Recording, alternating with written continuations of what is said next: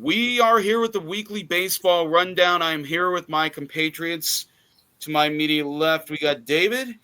Right underneath me, we got Josh. And to my kitty corner to the left is Kurt. We have a lot of baseball headlines to go through. But the first and most important one is history was made last night at Dodger Stadium. One of the most recent and only the fourth to do it. Clayton Kershaw gets his 3,000th strikeout. For a guy who's played 18 years and he hasn't thrown 200 innings in almost a decade, not too bad for a guy who's supposed to be, and I think he's this generation's Koufax, but he stayed healthy and he didn't throw his arm out. Now, to you guys, and this is something that I was talking to David and Josh about. Who do you think gets? Do you think anybody gets to 3,000 strikeouts now? Because that's been a hot topic recently. Does anybody? It's like 300 wins now. Does anybody get up there anymore? But Josh, I'll start with you because I know you'll have a bit of a talk about it. But does anybody get to 3,000 strikeouts in the modern era now? Well, modern era, it's hard to say, but I think actually 3,000 can be attainable depending on how long the pitcher's been in the game and where they are. I mean, it all depends who the pitcher is and where they're at. But 3,000 is I think a reasonable number. 2,000 would be better, but I think 3,000 could be attainable depending on where the pitcher is in their career. Okay, I agree with you. But the last three to have made it have all been pitching on more than 20 years now, and the most recent one was Max Scherzer, and had a litany of arm problems, as well as Verlander, who's now 42. He's in his 21st year, so that's why when I think of big numbers, I think 4,000, which is never going to happen again, and then 5,000, no one's going to even come close to. Never again, not close. Nope.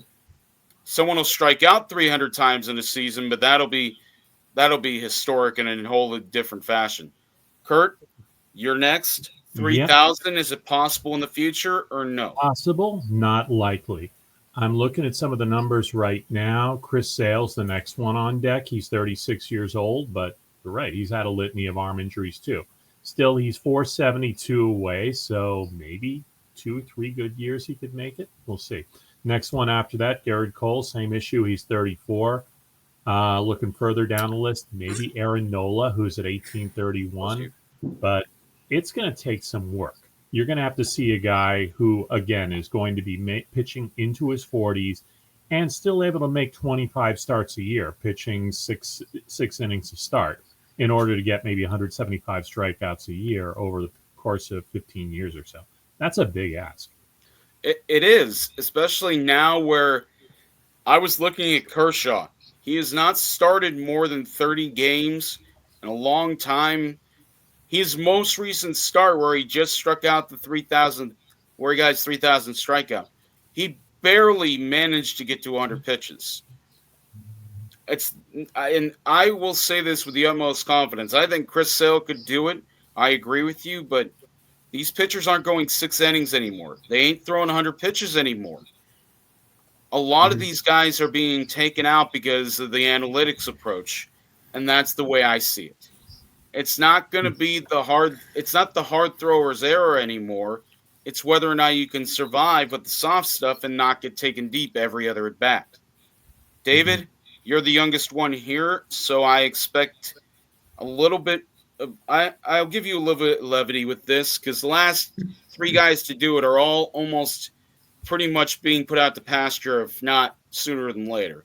So what do you think? I think there's a 50-50 chance because, like what Chris said, Chris Sale, next step up.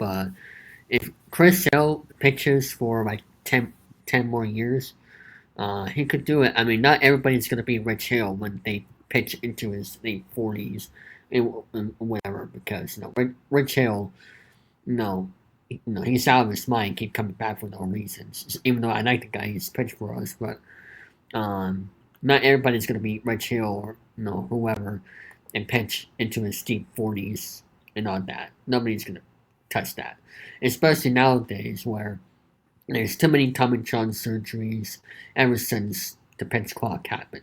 So to me, I would love to see Chris Sale come back, but from his current injury right now and try to get to that 3,000 mark. But if Chris Sale can't do it because of his injuries, then that'll be the decision making point for me that nobody will do it again.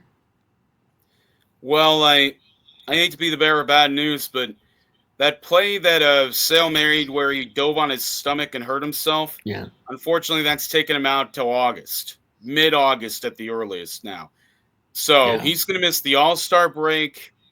He's pretty much going to miss 7-8 weeks because of a play where he decided yeah. to.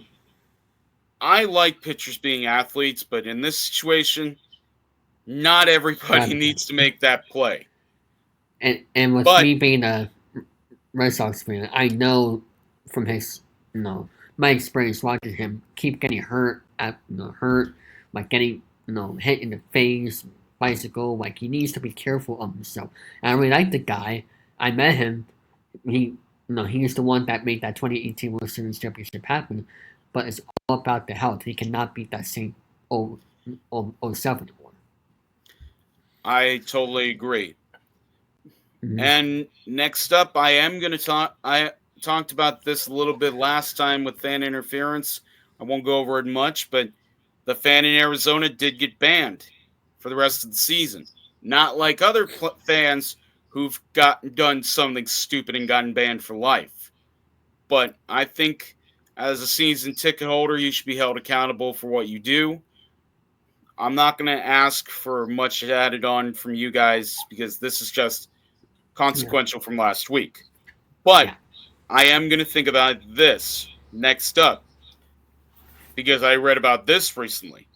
As the players get older, most of the time, oh, we lost Josh, but he'll be back in a moment. mm-hmm. Carrying on, but pitchers making comebacks in their career after injuries or whatever else. That is what I'd like to talk about now, because we have a guy in Chicago right now, and Josh knows all about him. He's a big lefty, about 250 pounds, and he hasn't allowed a run yet, despite not pitching since 2021. He's the one I'd like to think about when I think of people making comebacks after being away for a while. Drew Pomerantz has not been scored upon in 27 and 2/3. And even Man, further back to 2020, in like 80 innings since then, he's given up 7 runs total. His ERA since then is 1.07. But in your guys' opinion, who is your guy who came back after missing, whether it be from injury, some kind of life-threatening issue? Who is your guy who came back to baseball and was successful at least? I have my guy, but I'm not going to go first. I'm going to have Kurt go first because this is something I feel was right up his alley. A guy who played baseball, then had to miss substantial time and come back, and then came back and did it well. Go ahead, Kurt. You're hey on mute, man, buddy. Man, I gotta stop doing that. Okay. You're all right. Go ahead. There was a guy who played for the White Sox in 1968, 1969, Lee May's brother, Carlos. What happened was he was on Army Reserve and there was a training accident. He got part of his thumb blown off. Now, I can't imagine how, and it couldn't be replaced. I can't imagine how, as a baseball player, you could still play with part of a thumb missing. But he managed, he learned, and he still had a pretty solid major league career. Lasted maybe about another 8, 10 years or so. So actually, yeah, and a couple years in Japan after that. So that's the one I would throw out there. That was one of the first thoughts I had. More recently, let's think about it. Zach Wheeler was out 2 full years due to arm injuries. I I can't remember. It might have been Tommy John. It might have been something else. I Yeah, it honestly was it thought, was Tommy John, and then he had problems with his shoulder afterwards. So you're yeah. right. And I didn't think after 2 years he would ever be the same guy. And he wound up being a better one. I'm sure the Mets, that's the Mets' big regret is letting him go because he's had a much better career than any of the other guys who, of that big, starting five they had in 2015. So we'll have to see if that keeps up. But he certainly made himself an outstanding pitcher in a tough stadium. Citizens Bank Park is not an easy place for a pitcher. No, not at all. And for Mr. May, that's pretty incredible. And for Zach Wheeler, because the one I was going to discuss is actually a former Met. He played for the Blue Jays, but I'm going to save that one for another time. But the one I think of most is a cancer survivor. He played for the I was about to Giants. say it. It's not Liam Hendricks. It's Oh, not okay. Liam Hendricks. Andres Galarraga. They called him the Big Cat. He played for many, many years. He played for almost 20 years. But he Oh returned in man. 2000, a part of the Braves, and they were playing at Turner Field. He comes back from cancer, gets chemotherapy and everything else, comes back, has an all-star season, and plays until 2004. And then even after that, he's a September call-up. His cancer returns. He comes back, plays 7 games, hits well in the 7 games, falls one home run short of 400 for his career. But Andres Galarraga is one of the best athletic big men I've ever seen play baseball. And a cancer survivor at that. That's even more crazy. Mm. Josh, ball Oh, player who's missed time, whether it be a um, pitcher, hitter of any kind, if we're that if came we're back and played just as well. if we're talking pitcher, I have two. Drew Pomeranz, of course, for this season is very good, but I have two pitchers in mind with this: John Lester and Kyle Hendricks. Because poor Kyle Hendricks a couple seasons ago, he just wasn't having it. He had injuries, and it sidelined him for a long time. And he came back and the next season and just put together one of the best seasons I've ever seen a pitch before he went to the Angels, unfortunately. But John Lester had a lot of adversity also, and former Red Sox, and he's done. I've seen that man do very interesting things over the last couple of years.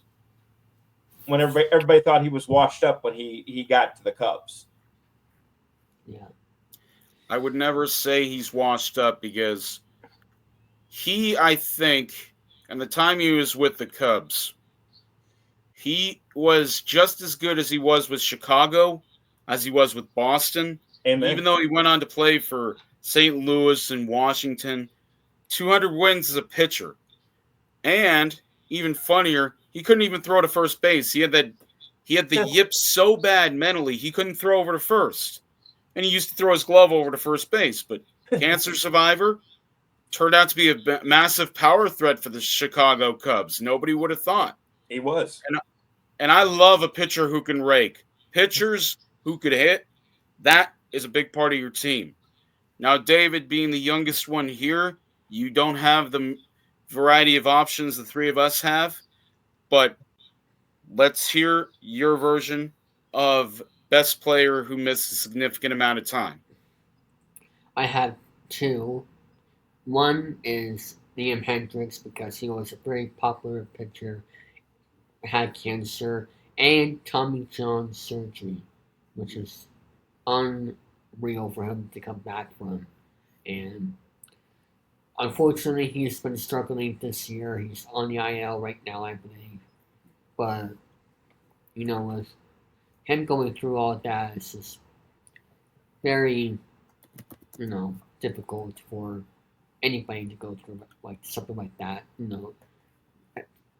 Coming back to the game from battling cancer and then get Tommy John surgery. That is just horrendous in a tough way for anybody to go through something like that. But I'm glad he's hopefully on his way back. I don't know what his status is right now with the IL because I haven't seen him pitch in a while in Boston. But we'll see what happens. But for my second pick, I'm gonna go Jacob DeGrom Yeah. because he's been out of the game since early 2024. Kurt, am I right on that? I know you're a Mets, about I know you follow him with the Rangers. I assume, but I put you're on mute again. Yeah. Kurt, you're muted. You're muted. Okay, I don't know why I'm doing that because there's nobody in this room with me. Anyway, DeGrom's 37 years old. He was out for most of 2023, pitched 6 games that year, and pitched 3 games the year after that. He hasn't. Okay. This will be the first year, assuming he makes 3 more starts. Will have made 20 starts, even 20 starts since 2019. He's had a pile of injuries, but he's hung in and he's done well. So Yeah, could very well be the starter at the All-Star game for the American League, and he's in line to be comeback player of the year. yeah, and like he has had 2 Tommy John surgeries, Mm-hmm. one with the Mets, one with Texas. He still was able to get that World Series ring with the Rangers, but here's the thing: he signed a contract extension that blew up everybody when he signed that contract because everybody thought he was going this place to that place or coming back to the Mets.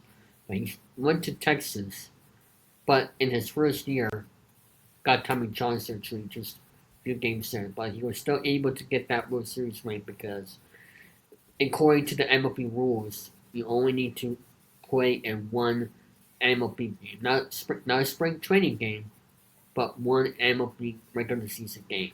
So he was still able to get that World Series ring, but still has to pitch in the postseason for them yet. So hopefully that'll happen this year for him, because that'll make him automatically comeback player of the year.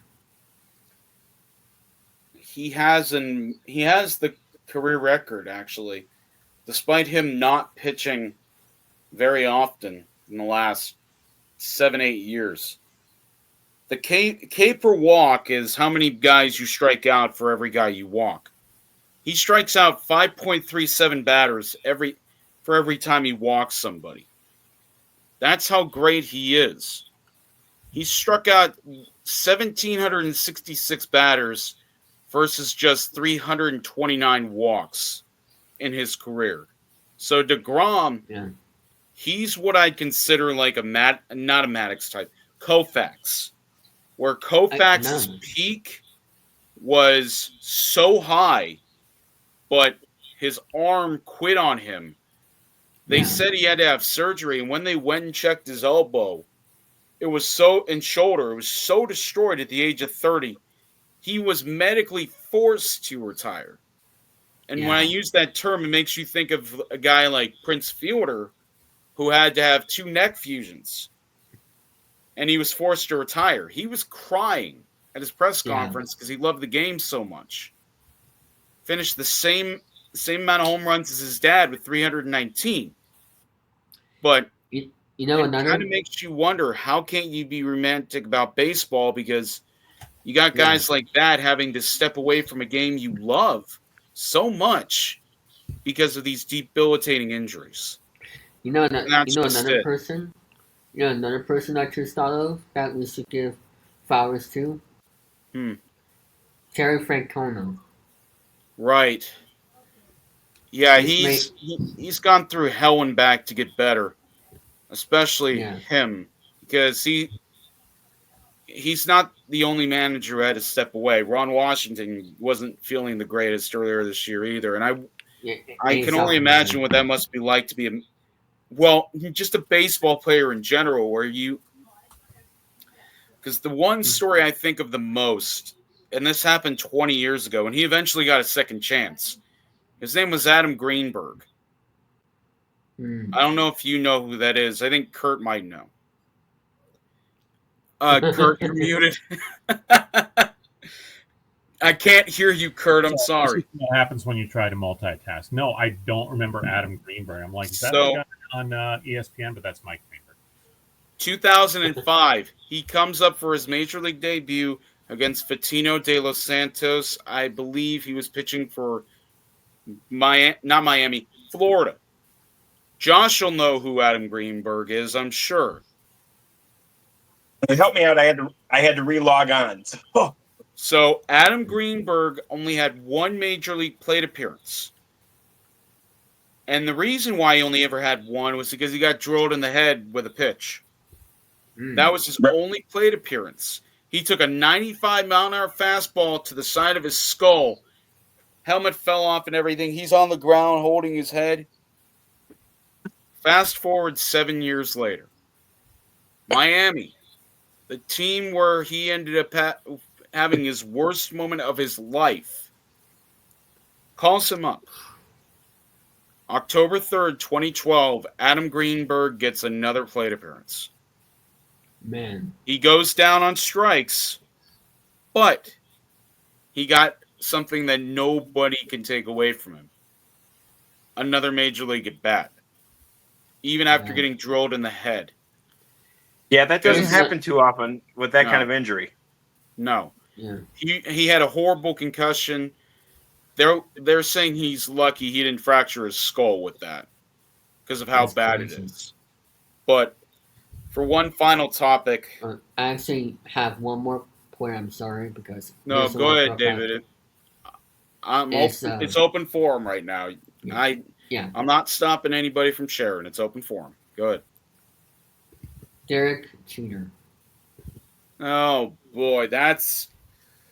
He was trying to get his 3,000th hit, but are you talking about where he tore up his leg in the playoffs in 2012 or 2013? Yeah, and then it took a long time for him to get to it. 3,000. I'm only saying it because that was his journey to get to 3,000 hits. Because I like you, David, I'll allow that.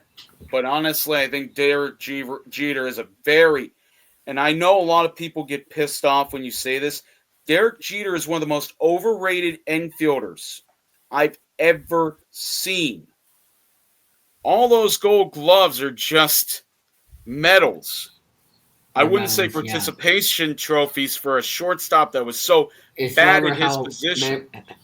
However, Manfred said it about the Yasser mistake. Like, that's what that is. No, you want to know, before I go off on a tangent on David for saying something, bringing up Derek Jeter and around me, but no, I think about best and worst fielders now. The best fielder at their position and the worst fielder at that position. Because there's plenty out there. Like Jeter gets called the best player at his position. But there are players, even pitchers. A pitcher has the most gold gloves out of any position, believe it or not. Yeah. It's Greg Maddux. Man. 355 career wins, multiple times. I think he won 4 Cy Youngs in a row in the 90s, throwing 93 at the fastest. He was not a hard thrower, but he's the one I consider to be the best fielding pitcher, and he could hit too. But the worst fielding pitcher, John Lester by far. I would go along with you on that one. I've covered pitcher a little bit, but I can't remember. Just any position, best and worst fielder. Kurt, since you're right here, I'll ask you, best and worst fielder at any position besides pitcher. Well, I loved Ozzie Smith growing up. I mean, he was one of my favorites. I gotta go with him as best, although I'm sure there were others. Let's go with most overrated. It drove me crazy when Steve Garvey was winning, was getting awards for how wonderful a fielder he was, especially in the late 70s, the early 80s, until people started figuring out that basically his range was about a foot to either side. So there were a lot of balls that would just bounce through that he could have gotten. So it was kind of annoying. That I agree with 100% because Garvey was a first baseman. He was part of one of the longest tenured infields with Ron Say, Davy Lopes and Bill Russell. I think it was Bill Russell. Yeah, he played. Yeah, because when I think of Russell, I think of the guy who played and won all the rings with Boston, but not the same guy. But no, you're right. First base is a very hard position, but for Steve Garvey, he didn't deserve much recognition. Josh, best and worst fielder. David, I always let you go last because I want Oh, I you're the forgot about that. youngest. Okay. You're the Okay. youngest and you're my boss, so I let you go last, okay? Josh? This one's actually a hard one for me because I mean, when I look at fielder, I kind of think of prima donnas. You know what I mean? At their position, but they're overhyped in the league. The first one that comes to me is overhyped and Yankee fans are going to kill me for this, but Alex Rodriguez. No, that's fine. Alex Rodriguez he was good, but he was not great. Brooks Robinson, he was not. Exactly. So you have Alex Rodriguez as your most overrated fielder. Oh, overrated, and let me see. Best in their position. Being a Cub fan, I kind of want to go Anthony Rizzo, but I've seen better than him. I mean, he's good, but he's not. I give you Rizzo because of that play in the stands at Wrigley Field, where he climbed on the brick wall and reached in. He climbed on the tarp for that. He climbed on the tarp for that. But I mean, most players wouldn't think. So yeah, but he's a first baseman that will go get it if need be. So I mean, yeah, I'll go with Rizzo for the best for his time in the game. Yeah, and I give you that one because, like Kurt already said, Garvey was not a good first baseman, but first base in an area like Fenway Park, they have a lot easier time.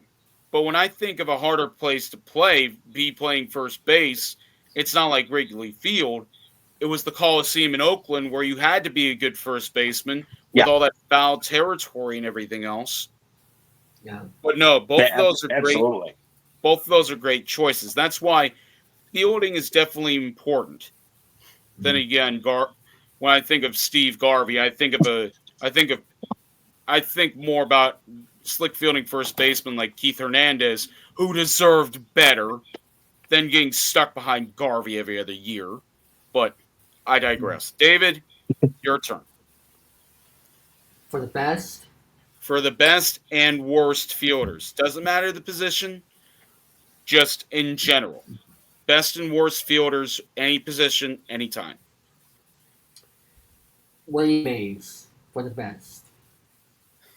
Oh, you can't go wrong with the say, hey, kid. And that's coming up on 74 years now with that catch. Vic Wertz, it's that long drive. No one expects him to catch it. And it's become 19-time synonymous. All-Star. And I'm looking at some of his stats right now. And I believe 12-time Gold Glove winner. He's up there with Griffey as far as I'm concerned with outfielders.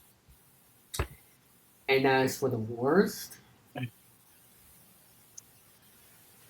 I'm going to do a funny and a realistic one. For the funny, Babe Ruth. All he does was hitting. That basically was I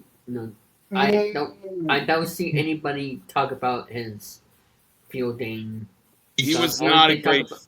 He actually won, I think, one Gold Glove, but I don't think there was such a thing as a Gold Glove back then. Yeah. But Ruth was, let's say, no such thing as a Gold Glove, but his defensive metrics, he had one season where he was really good, and that was in 1923. That was 1923 where he had a 1.2 defensive WAR. But again, when a guy's hungover and has like 17 hot dogs in his stomach, I don't expect him to be good on defense. I expect him to be holding his ass, excuse my language, but try not to crap his pants with that amount of food and beverage in him. But go ahead, David. I was right. Yeah, you were right. He's not. When you have a negative defensive WAR, they're not looking at that because he was the best hitter. It's just the Yeah, fact that he was a pitcher for the first like 5, 6 years of his career. That's why they don't care. yeah. But for my realistic one for today, I'm gonna go catcher, and I know he was an All Star last year, I believe, but this year he's horrendous. Connor Wong. Oh God, yeah. Because I'll say this very, very nicely. I trust a bigger body guy to block the ball. Yeah, I trust a smaller body catcher to be able to be agile. Catching is one of the best positions in baseball to critique athleticism. Not yeah, outfield, not infield. Catcher. You have to be prepared to throw a guy out at second base. And I know one of the guys, and they had there was three of them in their family, the Molina brothers. They're one of the best catching trios of all time. And I read the book on them. They wrote a book about them, Yachty, Jose, and Benji. All of them came, and their dad was this great semi-pro player when he played. But when he would come home after work, he'd go play baseball, and he'd bring his three sons along, Yachty being the youngest. And if you think about it, Yadier Molina is the best of the three because he had the longest career. But they all won rings. So that's why I mm, think catching is one of the hardest positions because you had yeah, to be prepared for years to take foul balls off the mask, foul yeah, balls off your body, block balls, and have bruises and everything else. That's why Johnny Bench was so good at what he did. yeah. Hmm. Catching is one of the most demanding positions in baseball. It's not just his fielding; it's his stacked up in hitting. He hasn't had an RBI since last September, or actually said one of those two, So something he's around those approaching lines. Caleb Joseph territory. Caleb Joseph went Yeah. entire seasons worth of at Alex bats. Verdugo is a better player defensively than Connor Wong, and from my And that's experience, that's even sadder to say because they got him and yeah, Wong in the same trade. yeah, But and that's Alex why Verdugo played great defense in right field at Fenway. That's a very hard to position at Fenway. I'll give him lots of credit for that, even though his hitting was well, up and here's down. one that I here's one stat that I know all three of you don't really know, and that's catcher's ERA. It's called SERA. CERA. Catcher's ERA is what a catcher does behind home plate to make their pitchers look good. Yeah, If a pitcher amen. has an ERA, it's the earned runs allowed. That's Mm, because of what his fielders don't do behind him. That's why there's fielding independent pitching. Without your fielders, you're either good or you're really bad. But catcher's yeah, ERA is based off pass balls, the ability to frame, the ability to throw runners out, the ability to block a baseball, no wild pitches. yeah. Give me a catcher who can catch a knuckleball pitcher and stay healthy because this isn't going Casey to happen Veritek. again. Varitek was one of them. Varitek is one of the best catchers, and I don't like Boston. I don't like the Red Sox. Give me Varitek. Give Yeah, me Gary Carter. yeah. Give me one of those guys. They call them lunch pail guys. They bring their lunch Panaza. to work. They bring their lunch pail to work, and they put on their mask. They put on their catcher's gear, and they say, "Boss, I'm going to go sit back here for 9 innings, and I'm going to give you the best called game I can." Because that's what a lunch pail guy does. They come to work, they do their job, and they're ready to go the next day. I know we're running And a bit long here, also so I'll wrap. another great catcher, Roy Caponetta. Roy Kemp. He's not messing with me right now. He's just making me smile with the fact that Campanella was the epitome of a good catcher. He just ran into the wrong time. That's the Yeah, problem. Is he never gets in that car crash? I think he, even if he's not paralyzed from the waist down, best catcher um, of his era. He's yeah, he's around in the same era, unfortunately, as Yogi Berra yeah, on the side of each rivalry, no less. You got Dodgers, you got Yankees. I'm getting goosebumps right now just thinking about it. but Campanella was great for what he was, and he was on the. Yeah. He should have been much more if he doesn't get into the accident. But we're going Yeah, on 35 minutes here. We're running long Yeah, a little we're bit, gonna- so I apologize. But this I'll was ask you. wonderful talking about David. If you have anything else, I'll ask you guys a question after we're off the air, so we can but wrap these up. this was another great episode just talking about in general the Yeah. victories in sports, the small ones, the large ones, and everything in between. Mhm. But you never want to be the worst player at your position. Yeah. I'm looking at you, Dante Bichette. And That Connor won. No, not Connor Wong. Dante Bichette had the worst defensive season, and he had 35 home runs and 100 RBIs. He was such a liability in the outfield that he had to go back to the American League the rest of his career after he left Colorado. He was so piss poor in the field. He ended up playing for Boston in his last 2 seasons. That's how bad he was. Yeah. But Oh, I appreciate you guys coming on again. I know normally we don't go this long, but thank you it's so all right. much for watching this weekly baseball rundown. And for me and the rest of these guys, have a wonderful evening. Good night. Stay out Good night. there tomorrow.